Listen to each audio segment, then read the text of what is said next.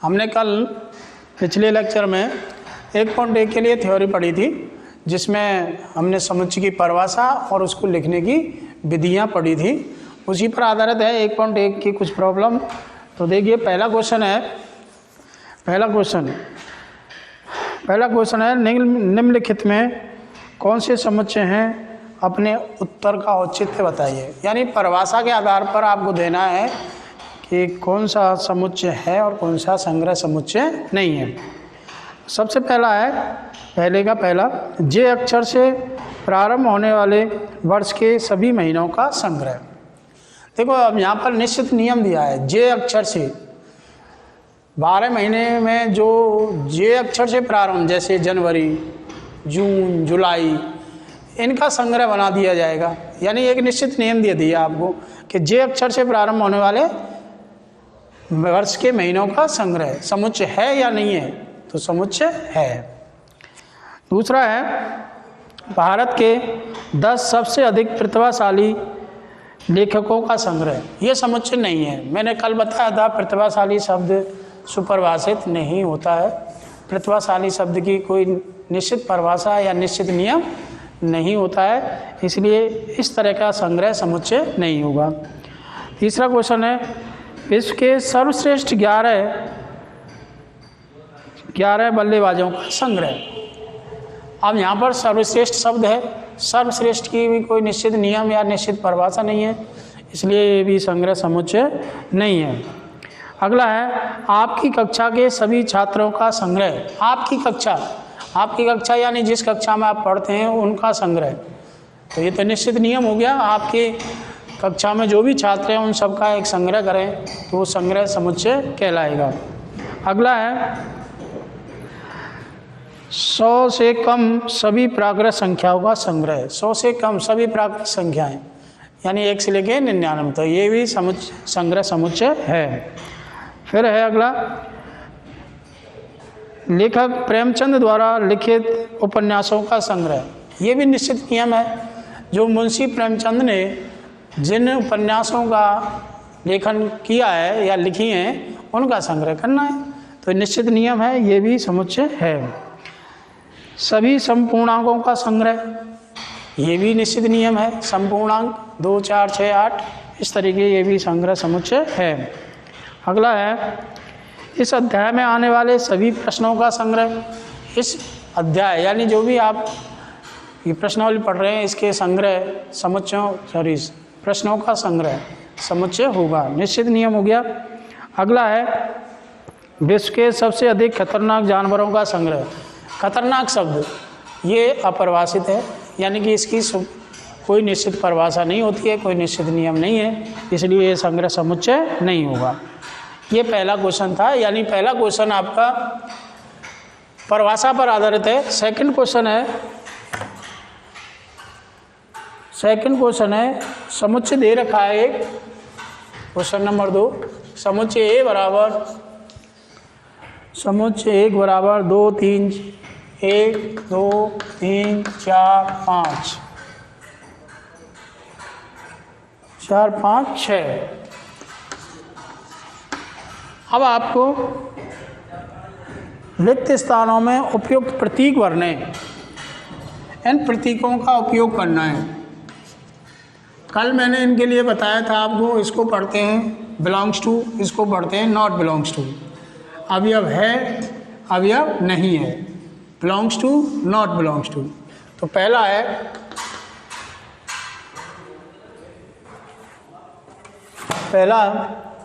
5 खाली स्थान समुच्चय ए। अब वो कह रहा है इन दोनों में से कौन सा भरा जाएगा। 5 समुच्चय ए का अवयव है तो ये भर दो, नहीं है तो ये भर दो। अब अवयव है क्या, 5 इसमें बैठा विद्यमान है, 5 यहाँ पर विद्यमान है तो ये अवयव है, ये अवयव। इसका दूसरा है, सेकंड है 8 खाली स्थान ए। 8 समुच्चय का अवयव है तो ये भर देंगे, नहीं है तो ये भरेंगे। अब इसमें देखो 8 इसमें है क्या, नहीं है, तो इसका अवयव नहीं है। इसको पढ़ेंगे 5 belongs to A, 8 not belongs to A, अर्थात 5 समुच्चय का अवयव नहीं है, है, और 8 समुच्चय का अवयव नहीं है। इस तरीके के यहाँ पर आपको प्रतीक भरने हैं। तीसरा है 0 खाली स्थान ए, 0 खाली स्थान ए, ये भी इसमें नहीं है, समुच्चय का अवयव नहीं है, तो इसको काट देंगे। चौथा है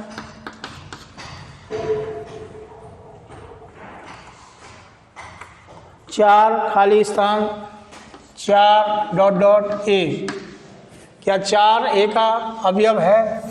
अवयव है, तो अवयव है के लिए ये चिन्ह प्रतीक लगाना है आपको। चौथा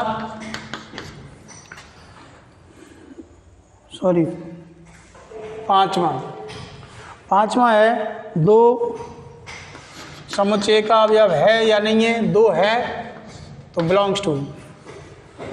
और छठवां है 10 खाली स्थान ए, 10 इस समुच्चय में नहीं है तो इसका अवयव भी नहीं है। इस तरीके का सेकंड क्वेश्चन है। प्रतीक belongs to, not belongs to, अवयव है, अवयव नहीं है। अगर अवयव है तो बिलोंग्स टू का चिन्ह लग जाएगा, नहीं है तो नॉट बिलोंग्स टू का। ठीक है बेटा।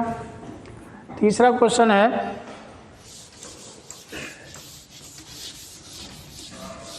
Question number 3। तीसरा क्वेश्चन है निम्नलिखित समुच्चयों को रोस्टर रूप में लिखिए। यानी आपको नियम रूप दे रखा है, रोस्टर रूप बनाना है। समुच्चय ए बराबर, पहला है x सच दैट x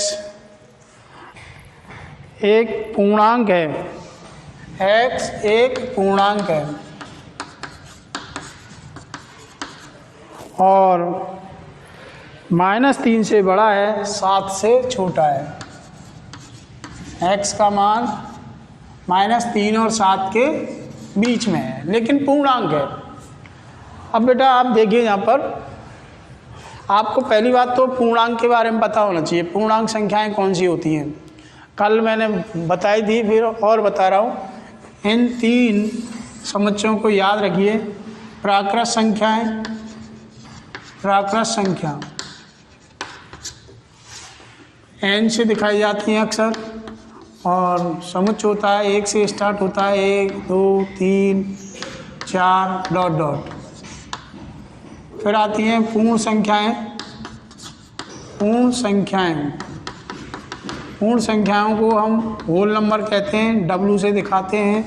0 से स्टार्ट होती हैं, 0 1 2 3 डॉट डॉट। अगली है पूर्णांक। पूर्णांक संख्याएं, पूर्णांक में बेटा जितनी प्लस की होती हैं उतनी ही माइनस की होती हैं। इनको I से या Z से दिखाते हैं। बराबर डॉट डॉट -2 या 3 -2 -1 0 1 2 3 डॉट डॉट। सुविधा के लिए हम इनको ऐसे भी लिख सकते हैं, 0 +-1 +-2 +-3 डॉट डॉट आगे तक। ये पूर्णांक अर्थात पूर्णांक संख्याएं ये है। तो हम यहाँ तक देखेंगे -3 से बड़ी और 7 से छोटी पूर्णांक संख्याएं कौन कौन सी होती हैं। आप ध्यान दीजिए, ये जो संख्या रेखा होती है, ये बीचों बीच में यहाँ 0 हो गया, बाईं ओर ऋणात्मक संख्याएं होती हैं, -2 -3 -4 माइनस अनंत तक। दाईं ओर धनात्मक संख्याएं होती हैं, 1 2 3 डॉट डॉट अनंत, प्लस का अनंत। तो बेटा यहाँ पर देखिए -3 से बड़ी, ये -3 से बड़ी संख्याएं हैं, और 7 से छोटी यानी 4 5 6 तक ये संख्याएं हो जाएंगी। तो इसके रोस्टर रूप, ये नियम रूप हो गया जो दे रखा है, इसका रोस्टर रूप। रोस्टर रूप में हम प्रत्येक अवयव को व्यक्तिगत रूप से लिख सकते हैं, लिखते हैं। तो -3 से बड़ी संख्या -2 -1 0 1 2 3 4 5 6, महिलक कोष्ठक बंद। इस तरीके से आप रोस्टर रूप बनाएंगे इसका। सेकंड सवाल है बी समुच्चय दे रखा है नियम रूप में x सच दैट x संख्या 6 से कम एक प्राकृत संख्या है। संख्या 6 से कम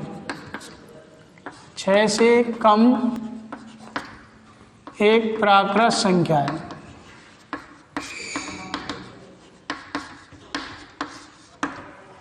छः से कम प्राकृत संख्याएं, ये प्राकृत संख्याएं होती हैं बेटा, समझ में आ रहा है?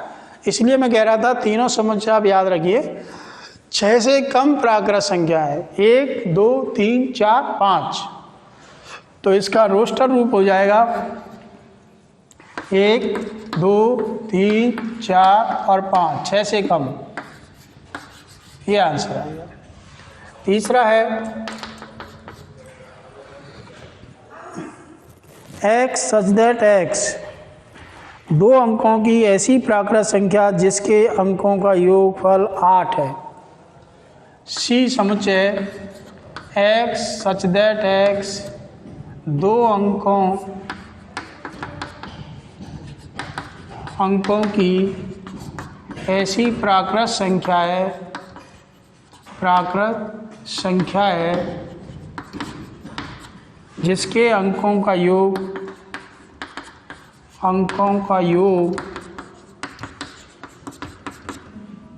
8 है। 2 अंकों की प्राकृत संख्या लेनी है जिनके अंकों को जोड़ा जाए तो 8 आना चाहिए। तो सोचिए ऐसी कौन सी संख्या हो सकती है। देखो रोस्टर रूप 2 और 6 यानी 26, 2 का और 6 का योग 8 होगा तो ये 26। फिर इसका उल्टा कर लें 6 2 यानी 62, इनका दोनों के अंकों का योग 8 8 आ रहा है। 2 संख्याएं हो गई। अब देखो 3 5 35 या 53 अगली संख्या। अगला 4 4 44 दोनों के अंकों का योग। फिर देखिए 1 7 यानी 17 और 7 1 यानी 71, इनके अंकों का योग भी 8 आएगा और एक संख्या होगी 80। देख लीजिए अब वो सारी सभी प्राकृत संख्याएं आ गई हैं जिनके अंकों का योग 8 है। इन दोनों को जोड़ेंगे तो भी 8 आएगा, सबके अंकों का योग 8 आएगा। तो ये तीसरा सवाल।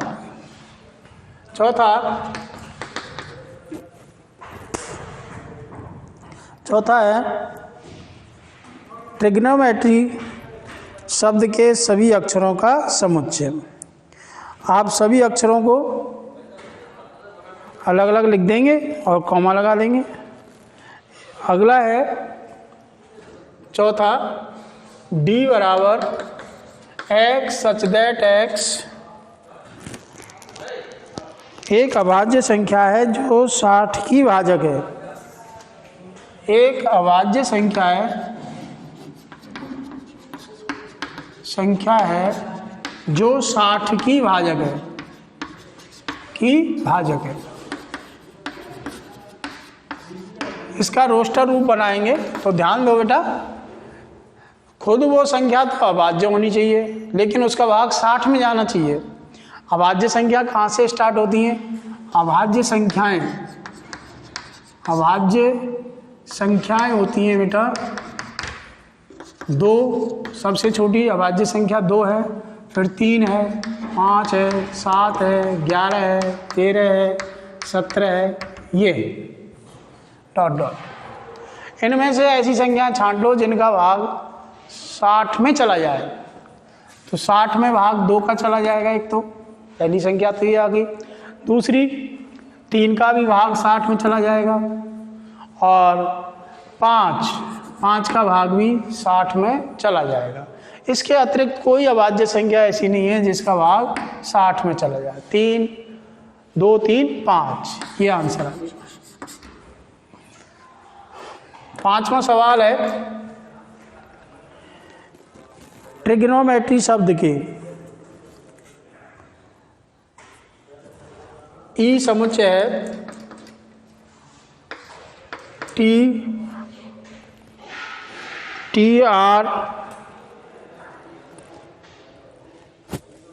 TREGO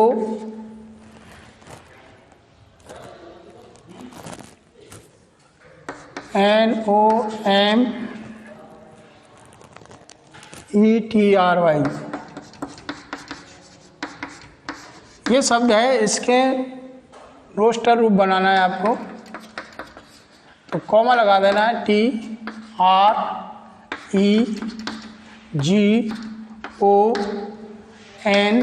अब देखो ओ दोबारा आ रहा है, लिख चुके हैं, ME लिख चुके, T लिख चुके, R भी लिख दिया, Y, ये इसका रोस्टर रूप हो गया। रोस्टर रूप में किसी भी अवयव की पुनरावृत्ति नहीं करते हैं, प्रत्येक अवयव के बाद कॉमा लगाते हैं। तो ये इसका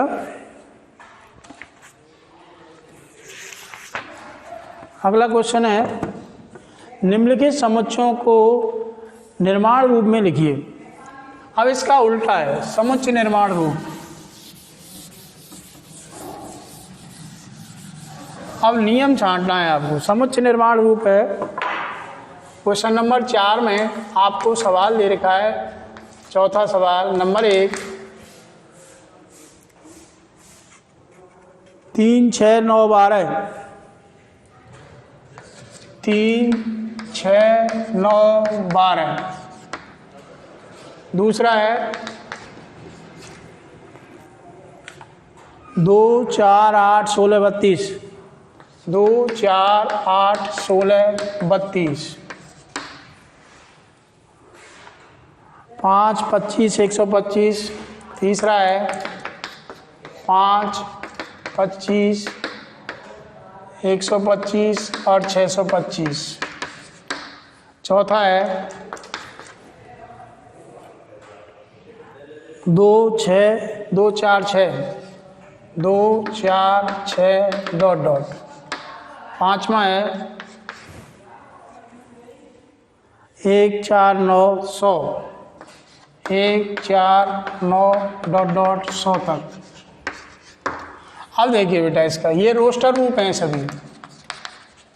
ये भी रोस्टर रूप है, ये भी रोस्टर रूप है, ये भी रोस्टर रूप है, और ये भी रोस्टर रूप है।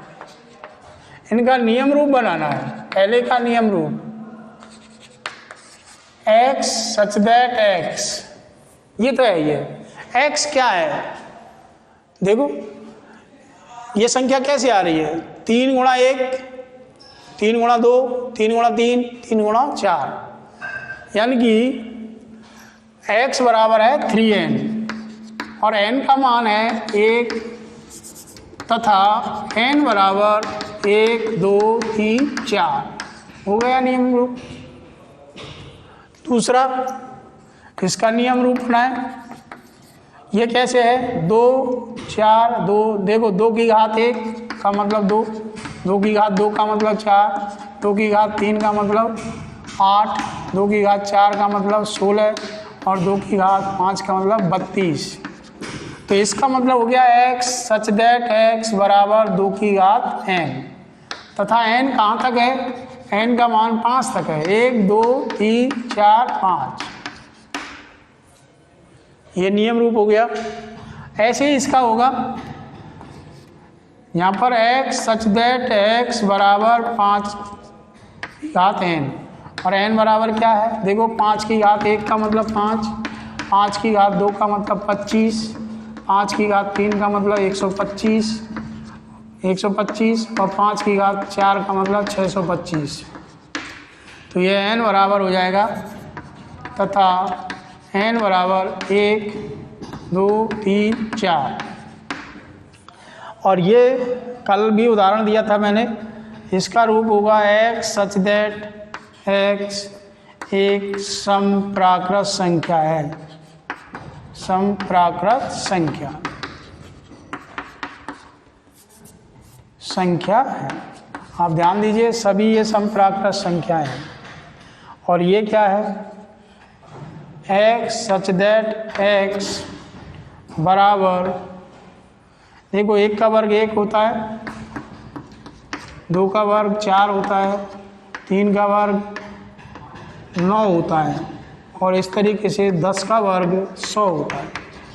यानी कि x बराबर n स्क्वायर है तथा n का n belongs to n, capital N, और n का मान